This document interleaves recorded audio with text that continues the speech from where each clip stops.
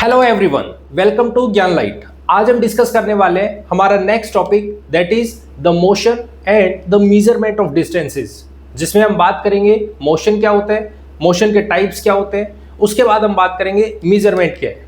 ठीक है, तो बहुत इंपॉर्टेंट है, ध्यान से देखना है, ध्यान से समझना है, क्योंकि इसके छोटे छोटे कॉन्सेप्ट्स होंगे जो आपको आगे आने वाले टॉपिक्स को समझाने में बहुत ज़्यादा हेल्पफुल होंगे। तो ध्यान से देखिएगा, ध्यान से समझिएगा।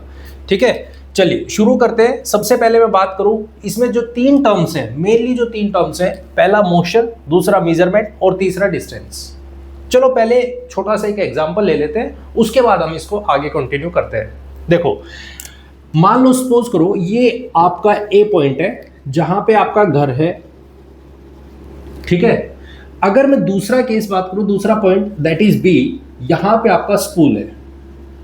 ठीक है, आप इस ए पॉइंट से बी पॉइंट पे जाना चाहते हो, तो आप क्या कहोगे कि हमारे यहाँ पे एक स्कूल बस आती है और वो स्कूल बस हमें यहां से यहां लेके जाती है। स्कूल बस हमें घर से स्कूल लेके जाती है। ठीक है, अब वो क्या कर रही है, स्कूल बस क्या कर रही है। और एक छोटा सा एग्जांपल देखिए, जैसे मान लो सपोज करो ये ए पॉइंट है जहां पे आप घर पे रह रहे हो। ठीक है, आपने कहा कि मेरा ब्रदर आया हुआ है, भाई आया हुआ है, उसको दूसरी जगह जाना है, तो वो किस में जा रहे हैं, रेल में जा रहे हैं। ठीक है, वो रेल में जा रहे हैं। अब समझो इस चीज को, अगर यदि मैं बात करूं बस या कोई भी साधन, कोई भी चीज जो आपको एक जगह से दूसरी जगह लेके जा रही है, या आपने कोई सामान, जैसे मान लो मैं कह दूं आपने अपने भाई के पास में कोई सामान भेजना है, दूर रहते हैं वो, आपने रेल में कोई जाने वाला था तो आपने उसके हाथ वो सामान भेज दिया। ठीक है, ये सब क्या है, ये चीज क्या है, ये एक तरीके का मोड है, एक तरीके का जरिया है। इसको बोलते हैं ट्रांसपोर्ट करना। ट्रांसपोर्ट का मतलब क्या होता है, आप किसी भी चीज को एक जगह से दूसरी जगह पे भेज रहे हो। कैसे भेजोगे, क्वेश्चन तो यही आता ना। आप एक सामान को एक जगह से दूसरी जगह भेजो, आप खुद को एक जगह से दूसरी जगह भेजो, इसको कहते हैं ट्रांसपोर्ट करना। ठीक है, ट्रांसपोर्ट करना। अब वो ट्रांसपोर्ट करना किस किस तरीके से हो सकता है, कैसे कैसे कर सकते हो, तो वो हमारे पास में चार तरीके हो सकते हैं। या तो मैं उसको रोड से करूं, अगर मैं लैंड का यूज करूंगा तो लैंड के यूज से हम क्या क्या कर सकते हैं, चाहे तो मैं रोड का यूज करूं, चाहे मैं रेल का यूज करूं। अगर मैं एयर का यूज कर रहा हूं तो मैं एयरवेज यूज कर सकता हूं, एयर का यूज कर रहा हूं।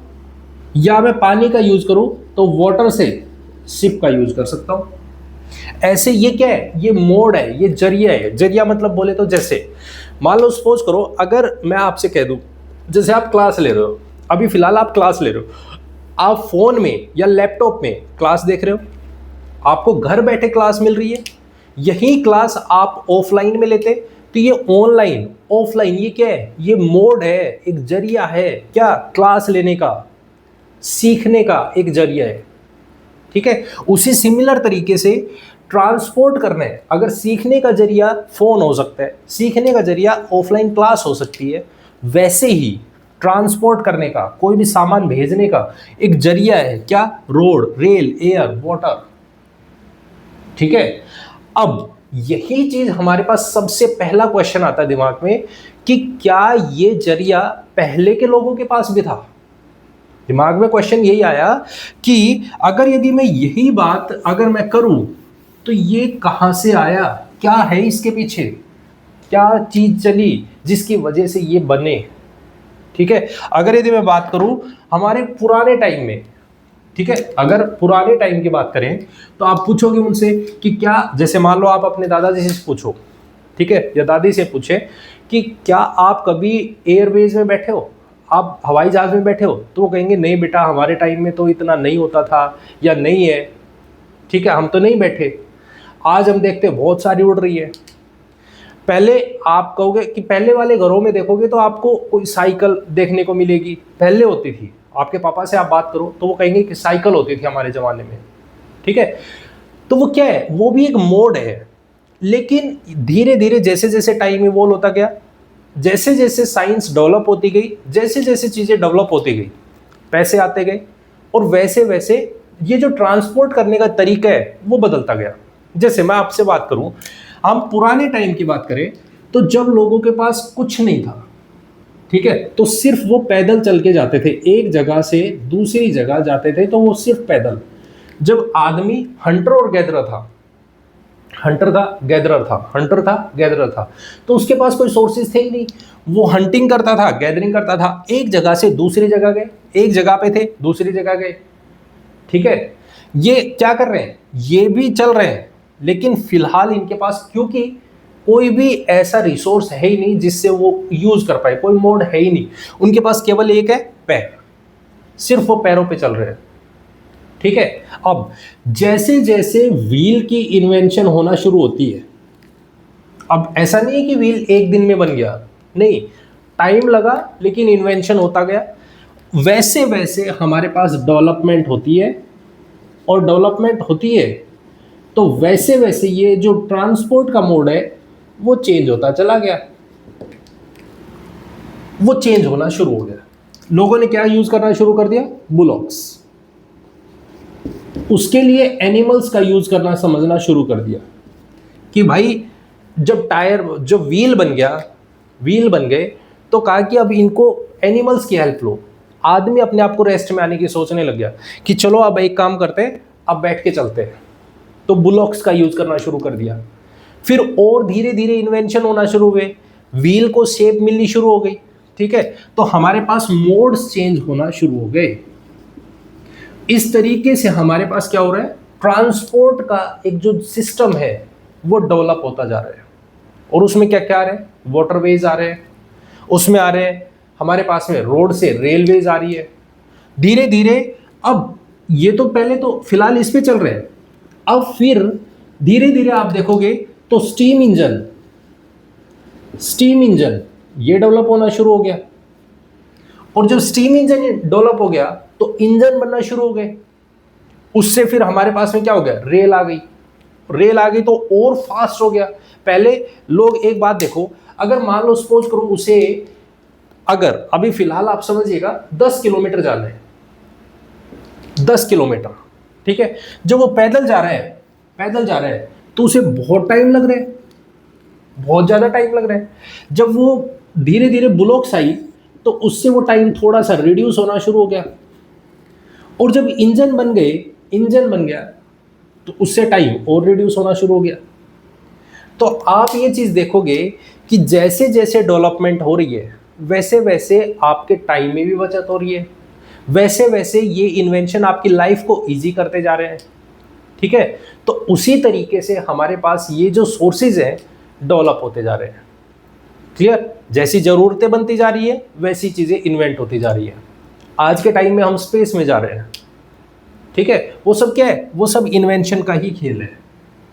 तो हम जो बात कर रहे हैं, आज हम बात करने वाले हैं इसके बारे में कि मान लो सपोज करो मेरे को, ये तो ठीक है अभी फिलहाल के लिए मैंने कहा कि ये सोर्सेज हैं, ये मोड्स हैं, जरिया है, लेकिन मेरे सामने अभी क्वेश्चन आया कि मान लो मैं एक पॉइंट ए से मैं दूसरे पॉइंट बी पे जाना चाहता हूं, ठीक है।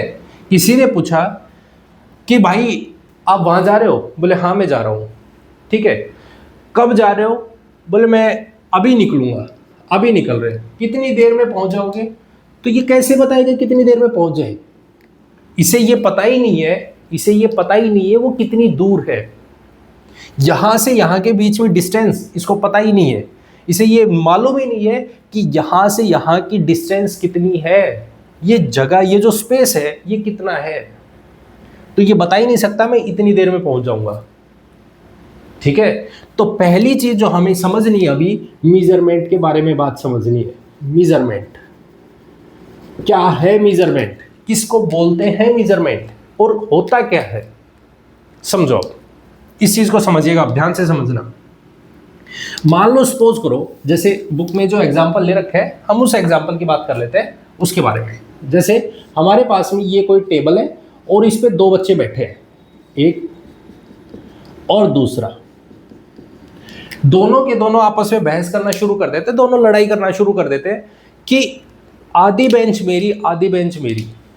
अब एक बात देखना, ध्यान से समझना, दोनों के दोनों बच्चे ये कह रहे हैं कि मेरी बेंच यहां पे है, आधी बेंच हमारी यहां होगी, दूसरा कह रहा है नहीं ये बेंच तो यहां होगी आधी, एक कह रहा है नहीं आधी तो मेरी यहां होगी, तो मेरे वाले एरिया में बैठा है। इनके बीच में आपस में लड़ाई चल रही है, किस बात को लेके? बंटवारे को लेके, कि ये मेरी जगह है, इतनी जगह मेरी है, इतनी जगह तेरी है, हाफ हाफ कर लो। अब हाफ कर ही नहीं पा रहे, क्यों? क्योंकि इनके पास कोई तरीका नहीं है। समझना अब क्यों तरीका नहीं है। जैसे क्योंकि इन्हें पता ही नहीं है मेजरमेंट करे कैसे, इस डिस्टेंस को, इस बेंच को बांटे कैसे, आधी डिस्टेंस बनाए कैसे, हम आधी बेंच इसको कैसे दूं, आधी बेंच इसको कैसे दूं। तो इन्होंने कहा देखो, एक सामने एक डंडी पड़ी है, एक लकड़ी पड़ी है, एक छड़ी पड़ी है, उसको उठाया और इन्होंने कहा कि चलो एक काम करते हैं, हमने सुना है कि अगर यदि मान लो, जैसे कुछ लोग कहते हैं ना, कुछ लोग कहते हैं कि चलो ऐसा लेते हैं, हाथ लेते हैं और ऐसे मेजर करना शुरू करते हैं, 1 फिर 2 फिर 3 ऐसे करके। इन्होंने कहा चलो हम ऐसे मेजर करते हैं, तो इसने मेजरमेंट करना शुरू किया। तो मान लो ये है ए बच्चा, ये है बी बच्चा, ठीक है, इसका हाथ बड़ा है, इसका हाथ बड़ा है, तो इसने कहा कि मेरे ये जो बेंच है, इस बेंच का अगर मैं ऐसे मापूं, इस तरीके से मेजर करना शुरू करूं, जैसा हम लोग करते आए हैं अभी तक, अगर ऐसे यूज करूं तो मेरे ये 10 हैंड्स के बराबर आ रहा है। और अगर ये बी छोटा है, इसके हाथ छोटे हैं, बी के हाथ छोटे हैं, ए है इसके हाथ बड़े हैं, तो बड़ी मेजरमेंट आएगी, बड़ी डिस्टेंस आएगी, इसके बीच में बड़ी लेंथ आएगी। बी है, मान लो इसका हाथ छोटा है, तो ये कहेगा नहीं मेरे हाथ तो 12 आ रहे हैं, 12 हैंड्स आ रहे हैं। एक एग्जांपल ले रहे हैं, ठीक है। अब किसके माने, क्या इसकी माने या इसकी माने? ये कहेगा नहीं मेरे ये जो टेबल है ये तो 10 हाथ जितनी बड़ी है, ये कहेगा नहीं ये टेबल है तो ये तो 12 हाथ जितनी बड़ी है। फिर कह रहे नहीं इस चीज को रहने देते हैं, खत्म करो, दूसरी लेते हैं, दूसरी चीज लेके आते हैं। दूसरी चीज इन्होंने कहा कि चलो ऐसा करते हैं, ऐसे मेजर करना शुरू कर देते हैं, हाथ की लेंथ को एल्बो से यहां तक की मेजर करते हैं, इस तरीके से रखना शुरू कर देते हैं। तो फिर ये मेजर करके देख रहे हैं। अब ये भी दोनों का सेम हो, कोई जरूरी थोड़ी है, इतनी डिस्टेंस दोनों के हाथ बराबर होंगे, कोई जरूरी थोड़ी है। फिर एक दूसरी लड़ाई आ जाएगी। तीसरी लड़ाई हो सकता है ये कह दे कि नहीं हम तो यहां से यहां के बीच में जो मेजर करेंगे वो मेजर ऐसे नहीं कर रहे, हम तो एक लकड़ी का यूज करेंगे, एक धागा ले लेते हैं और फिर उसको मेजर कर लेंगे। तो ये आपस में कोलिजन है, लड़ाई चल रही है कि मैं इसको मानूं, मैं इसको मानूं, किसको माने, एक्चुअल यूनिट किसको माने, क्या ले जिसकी वजह से हम इसको कंपेयर कर पाए कि ये आधी बेंच इसकी, ये आधी बेंच इसकी। सबसे बड़ा कंफ्यूजन यही चल रहा है कि अगर मुझे इसको मेजर करना है तो मैं किसको मेन मानूं, सेंटर पॉइंट किसको मानूं। भाई आप अगर यदि मान लो सपोज करो मैं कह दूं कि मेरे अंदर वजन कितने, पहला क्वेश्चन, कोई मेरे से बगल में आके खड़ा हो जाए और बाद में जाके मान लो सपोज करो मैं यहाँ पे खड़ा हूँ ए, बगल में खड़ा है कोई बी, पूछ ले बी कितना बड़ा है, तो मैं कह दूं मेरे यहाँ आ रहा है, मेरे यहाँ आता है। अब भाई यहाँ आने का आप अगर उसका फॉर्म भर रहे हो, आप फॉर्म भर रहे हो, ठीक है, और उसमें पूछ ले बताओ बी की हाइट कितनी है, बी की हाइट बताओ कितनी है, मुझसे पूछा बी की हाइट बता कितनी है, तो मैं उसमें ये कहूँगा इतनी लिख दे, इतनी। क्या हुआ ये तरीका? इतनी का क्या मतलब हुआ, इतनी लिख दे, इतनी का क्या हुआ? कोई वैल्यू होगी या नहीं होगी जिसके बेस पे हम डिफाइन कर पाए, एक वैल्यू डिफाइन कर पाए। क्योंकि नहीं तो अगर यदि हमारे पास मेजरमेंट के लिए कोई वैल्यू नहीं है, अगर हमने कोई फिक्स वैल्यू नहीं बनाई जिसके बेस पे हम डिफाइन कर पाए या एक स्पेसिफिक वैल्यू बता पाए, तो आपस में लड़ाइयाँ बढ़ती चली जाएंगी। कैसे? कोई कहेगा कि भाई जैसे मान लो सपोज करो ये है खेत, ठीक है, ये खेत है और इनमें इस तरीके से कटिंग कर रखी है। कोई कहेगा कि मैं तो इतनी वैल्यू को, कोई भी डिस्टेंस ले लो ऐसे कि मैं इतनी इतनी वैल्यूज को मेजर करता चलूंगा। दूसरा कहेगा हो सकता है उसके हाथ छोटे हो सकता है उसके हाथ बड़े हो जाए, तो उसकी वैल्यू तो मिसमैच हो जाएगी ना। सब एक दूसरे को ये कहेंगे नहीं तेरी वैल्यू गलत, तेरी वैल्यू गलत। सब अपने आप में ये कहेंगे मेरी वैल्यू सबसे ज्यादा। ऑब्वियस है, जब तक उसको पता ही नहीं है कि एक्चुअल क्या है। तो उस केस में मेजरमेंट के लिए एक वैल्यू डिफाइन करना बहुत ज़्यादा ज़रूरी है। अगर आप डिफाइन नहीं कर पाओगे तो आप क्लियर नहीं कर पाओगे कि कौन सी वैल्यू राइट है और कौन सी वैल्यू रॉन्ग है। आप किसको सेंटर पॉइंट मानोगे? ठीक है, बात समझ में आ रही है? तो इसी वजह से हमारे पास मेजरमेंट की वैल्यूज लेना बहुत ज़्यादा ज़रूरी था।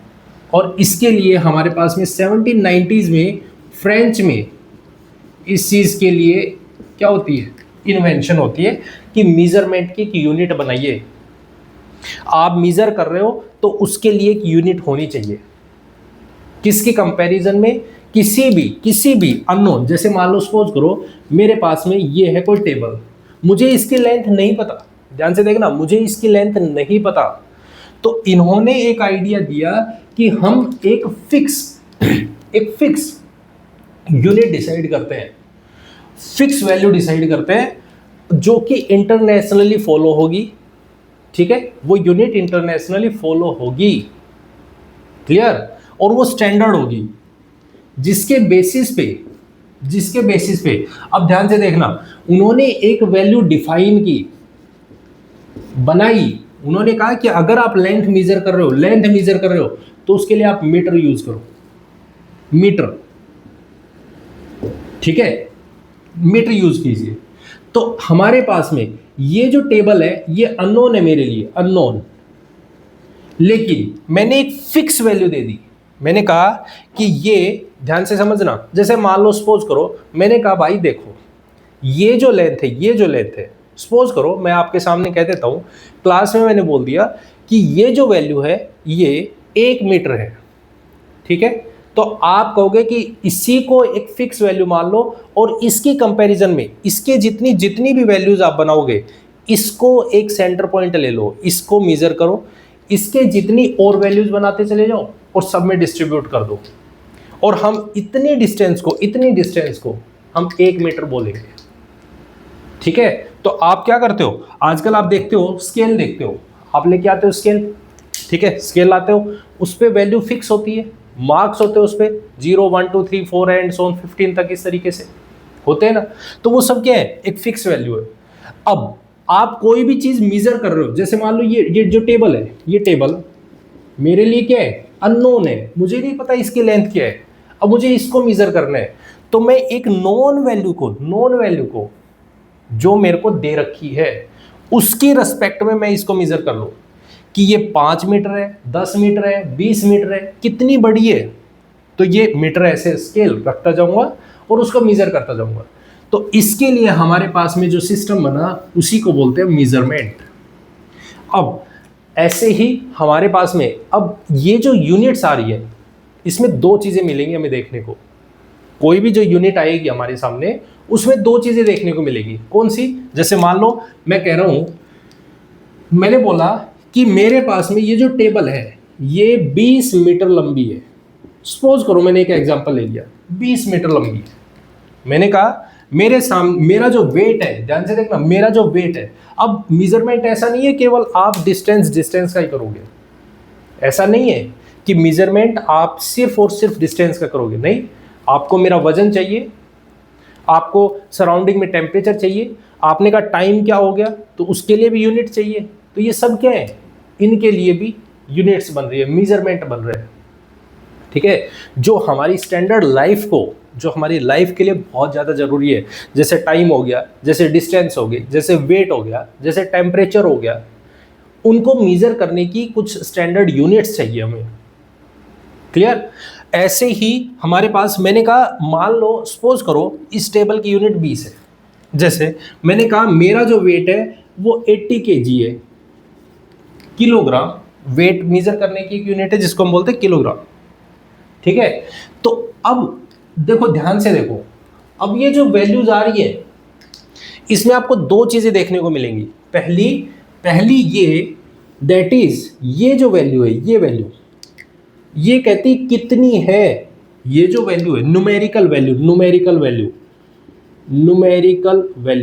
एक है न्यूमेरिकल वैल्यू और दूसरी है जो हमारे सामने यूनिट लिखी हुई है। न्यूमेरिकल वैल्यू बोलेगी, न्यूमेरिकल वैल्यू बताएगी कितनी है, कितनी है, हाउ मच, हाउ मच ये डिफाइन करेगी हाउ मच को। एक क्वेश्चन जिसको सोल्व करेगी दैट इज हाउ मच, कितना है।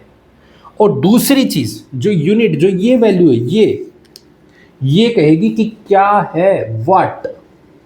हमें दो क्वेश्चंस का जवाब मिलेगा यहां से। जब भी आप किसी भी यूनिट को देखोगे, मेजरमेंट की कोई भी यूनिट देखोगे, तो आपको उससे दो क्वेश्चंस का जवाब मिलेगा। पहला जवाब मिलेगा कितना है, हाउ मच, और दूसरा है क्या है। जैसे मैंने कहा 20 मीटर, तो इसमें क्या देखने को मिला, 20 बता रहा है कि ये जो वैल्यू है, ये जो टेबल है, ये 20 स्केल के जितनी बड़ी है, 20। लेंथ, मीटर क्या बता रहा है, लेंथ, कि इसकी जो लंबाई है, हो सकता है ये पतली हो सकता है ये मोटी हो सकता है ये छोटी हो, क्या है, लेंथ। इसका वजन 20 मीटर लिखा हो, नहीं, मीटर इंडिकेट करेगा लेंथ को।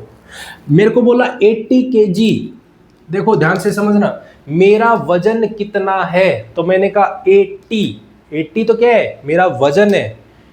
वजन को इंडिकेट करने का क्या यूनिट है, किलोग्राम, ग्राम, ठीक है, समझना। जैसे मान लो आप एक अननोन पर्सन हो, क्या कहना चाह रहा हूं इस बात को समझना। जैसे मैंने कहा आप एक अननोन पर्सन हो, ठीक है, ए है, ये बी है, इसके सामने लिखा हुआ है ये 50 kg, और ये जो यहाँ पे इसके बीच में जो गैप वैल्यू लिखी हुई है, ये लिखी हुई है 50 मीटर। तो ये जो बी है, ये बिल्कुल अननोन है, ए को नहीं जान रहा अभी फिलहाल, लेकिन अब ये इसको देखेगा तो ये तुरंत समझ जाएगा कि यहां से बी और ए के बीच में ए और बी के बीच में जो स्पेस है वो 50 मीटर बता रहा है, लेंथ। दोनों के बीच में गैप कितना है, और इस वैल्यू को देखते ही बी कह देगा कि ए के अंदर वजन 50 किलोग्राम है। कैसे पता चला, उसने पीछे वाली जो यूनिट है, न्यूमेरिकल वैल्यू नहीं, पीछे वाली जो यूनिट है, इसके बेसिस पे उसने बताया कि ये वेट को डिफाइन कर रहे हैं, ये मीटर को डिफाइन कर रहे हैं। जैसे मान लो सपोज करो मैं आपके सामने कह दूंगा, मैंने बोला मेरे पास 2 दर्जन है ब्लैक, तो आप बिना पूछे ही कह दोगे 2 दर्जन केले हैं आपके पास।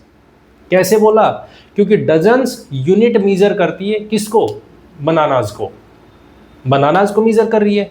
जैसे मैंने बोला मेरे पास में 1 तोड़ा खाली स्थान है, 1 तोला ब्लैंक है, तो आप कह दोगे 1 तोला, मतलब आप सोने की बात कर रहे हो, आपके पास में गोल्ड है। समझ रहे हो बात को, यूनिट न्यूमेरिकल वैल्यू नहीं। आपने कहा मेरे पास 80 खाली स्थान है, ये चीज कोई डिफाइन नहीं है।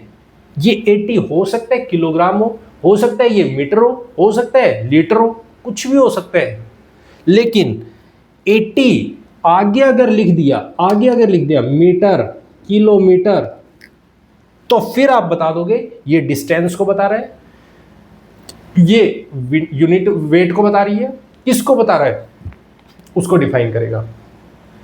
क्लियर एकदम।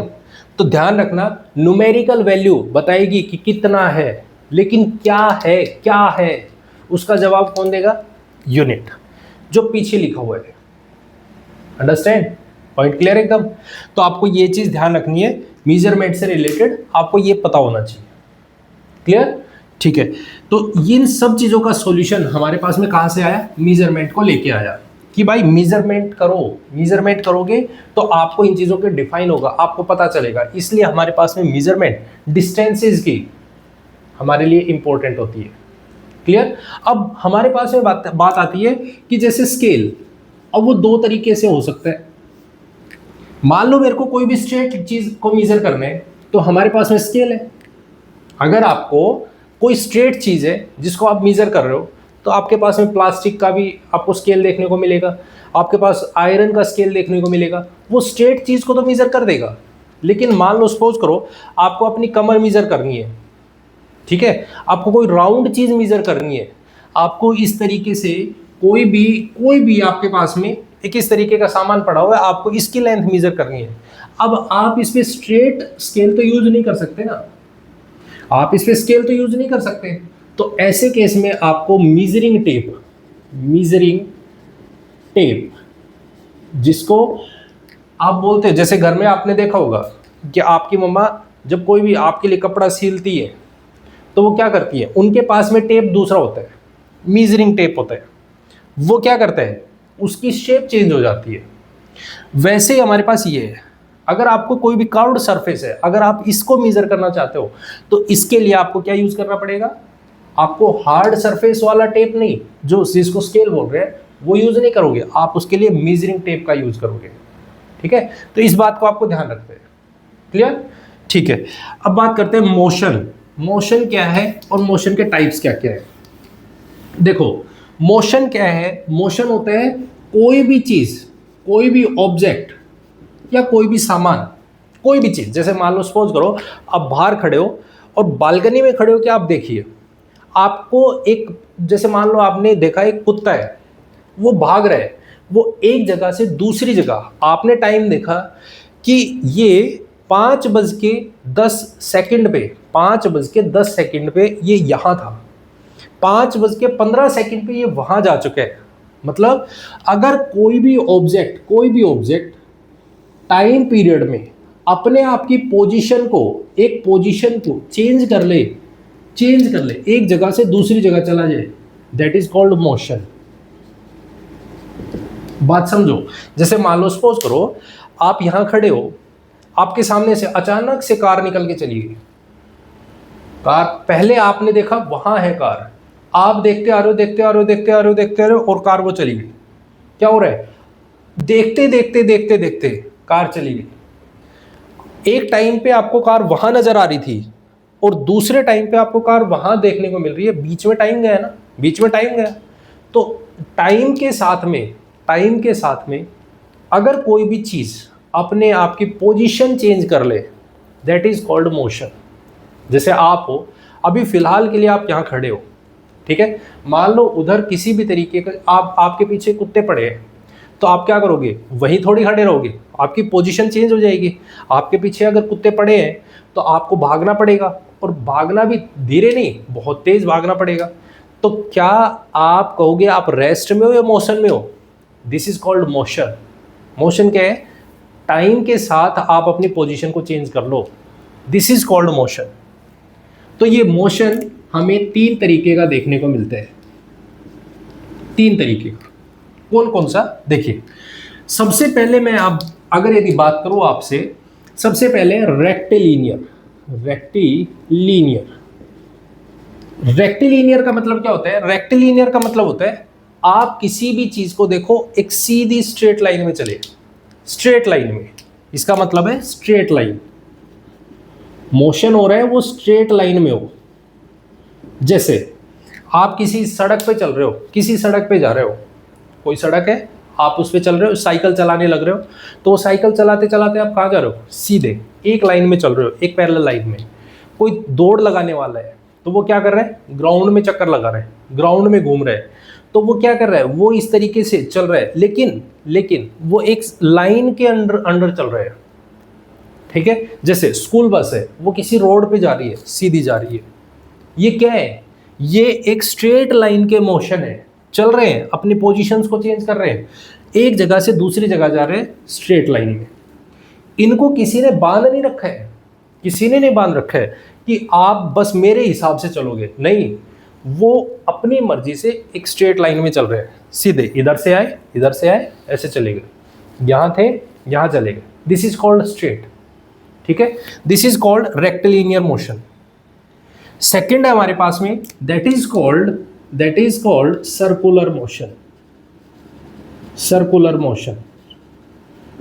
देखो इसका एग्जांपल देखिए, जैसे मान लो सपोज करो आपने बचपन में किया होगा धागा लिया और धागे के ऊपर धागा लिया और उसके ऊपर आपने एक पत्थर को बांध लिया और उसको फिर अपने ऊपर रोटेट करना शुरू कर दिया, पत्थर पे रोटेट करना शुरू कर दिया। क्या है ये? क्या है ये? Circular motion. आप किसी भी चीज को, जैसे आपने यहां से बांधा, ऐसे बांधा और वो ऐसे ऐसे रोटेट कर रही है। जैसे आपने झूला देखा है, झूलते हो आप, कौन से झूले पे? वो जो आप किसी भी उसमें जाओ जहां पे मेला लगा हुआ है, आपने मेले में देखा होगा इस तरीके का एक बहुत बड़ा बड़ा सा एक सर्कुलर झूला लगा है। आप उसमें बैठोगे, आप झूलोगे इस तरीके से, ऐसे वो रोटेट करेगा। वो क्या है? Circular motion. समझ आ रहा है? Circular motion. कौन सा मोशन है वो? Circular motion. ऊपर जाएगा फिर नीचे आएगा, एक सर्कल में इस तरीके से रोटेट करेगा, सर्कुलर मोशन। क्लियर? जैसे जैसे आप और बात कीजिए, और बहुत सारे ऐसे झूले देखें ऐसे इस तरीके से, आपने देखा होगा वो घोड़े वाला एक एग्जांपल आप देखो, घोड़े वाला देखा है ना आपने, कि वो इस तरीके से घोड़े पे बिठा लेंगे और फिर वो मूवमेंट करवाएंगे, तो वो क्या है? Circular motion. Clear? Point clear एकदम। तीसरा जो हमारे पास में मोशन होता है दैट इज पेंडुलम। पेंडुलम बोल सकते हो आप उसको। हमारे पास में क्या है, जैसे मैं आपको पहले एक एग्जांपल से समझाता हूं। हमारे पास में है, आप यहां पे खड़े हो, ठीक है, आप पार्क में चले जाओ, पार्क में आप बहुत सारे तरीके के झूले देखने को मिलेंगे। आपको पार्क में आपको झूले देखने को मिलेंगे। आप उस झूले पे बैठो तो वो झूला झूलना शुरू करोगे, तो आप एक जगह से दूसरी जगह जाओगे, इस तरीके से जाओगे, टू एंड फ्रो, एक जगह से यहाँ इस तरीके से। तो हमेशा आप ध्यान रखना, अगर यदि आप एक जगह से चले, ऐसे ऊपर गए नीचे आए, ऊपर गए नीचे आए, ऊपर गए नीचे आए, ये क्या है? आप अपनी पोजीशन से वापस आ रहे हो। फिर से सुनिएगा, जैसे एक एग्जांपल और ले लो। आपने एक काम किया, पत्थर मारा, पानी है, पानी खड़ा है, कांस्टेंट खड़ा है, आप उसमें पत्थर छोड़ दो तो वहां से वेव बनेंगी, वेव इस तरीके से, ठीक है, एक वेव बनेगी। यहां से वेव बनना शुरू हुई और एंड तक गई, फिर वापस टकरा के वो वापस आ गई। वेव बनना शुरू हुई, फिर वो वेव वापस टकराई, वापस आ गई। मतलब अगर यदि कोई भी चीज जिसके अंदर इनिशियल पॉइंट से चलना शुरू करे और वो फाइनली अपने उसी पोजीशन में आ जाए, अपने उसी पॉइंट पर आ जाए, ध्यान से समझो, 3 मोशन में बोल रहा हूं। पहला मैंने लिखा रेक्टिलिनियर, जिसमें आप स्ट्रेट चलो। सेकंड सर्कुलर मोशन, जिसमें हमारे पास सर्कल में मूवमेंट करे, ठीक है। और तीसरा पॉइंट, गई आई, ठीक है, टू एंड फ्रो, एक तरीके से टू एंड फ्रो बोले हम, ऊपर गए नीचे आए, ऊपर गए नीचे आए। इस तरीके से हमारे पास में तीसरा मोशन है। कौन सा है वो आप कमेंट में मेंशन करो, आपको ये नाम कमेंट में मेंशन करने हैं, देखते हैं कितना अटेंटिव हो आप। क्लियर?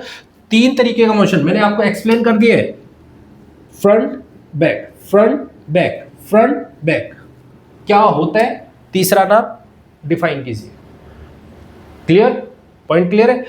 3 तरीके के आपको मोशन, पी से शुरू होता है, मैं फिर से बोल देता हूं, पी से शुरू होता है, कौन सा है वो आप बताओगे। क्लियर है? ठीक है, तो इस बात को ध्यान रखना। कितने टाइप के मोशन है कमेंट बॉक्स में मेंशन कीजिए, अदरवाइज मैं मेंशन कर रहा हूं, ठीक है, लिख देता हूं पीरियोडिक मोशन, फिर कह दोगे कि आता नहीं था। ठीक है, देखो 3 तरीके के मोशन है, फिर से नोट कर लीजिएगा। आप अगर याद रखना चाहो तो आप इसको इस तरीके से याद रख सकते हो, पीसीआर। आपने पुलिस की जो वैन देखी है तो वो आप इस तरीके से याद रख सकते हो, पीसीआर। ठीक है, पी, सी और आर। बाकी आपको पता होना चाहिए तीनों मोशन के, टू एंड फ्रो अगर यदि आप चल रहे हो तो दैट इज पीरियोडिक मोशन, अगर आप सर्कल में मूवमेंट कर रहे हो दैट इज सर्कुलर मोशन, और अगर आप स्ट्रेट लाइन में चल रहे हो तो रेक्टिलिनियर मोशन। क्लियर? तो ये हमारे पास में कंप्लीट चैप्टर, जिसमें कंप्लीट मैंने डिफाइन कर दिया। ठीक है, कमेंट में आप नाम तीनों के जरूर मेंशन करोगे जिससे आपको ये चीज याद हो जाए। ठीक है, चलिए, तो आई होप आपको ये वीडियो अच्छी लगी। अगर अच्छी लगी तो इसे लाइक, कमेंट एंड शेयर जरूर करें। चैनल को सब्सक्राइब नहीं किया है तो प्लीज चैनल को सब्सक्राइब जरूर करें। Thank you very much and have a nice day. Bye bye, मिलते हैं नेक्स्ट वीडियो में।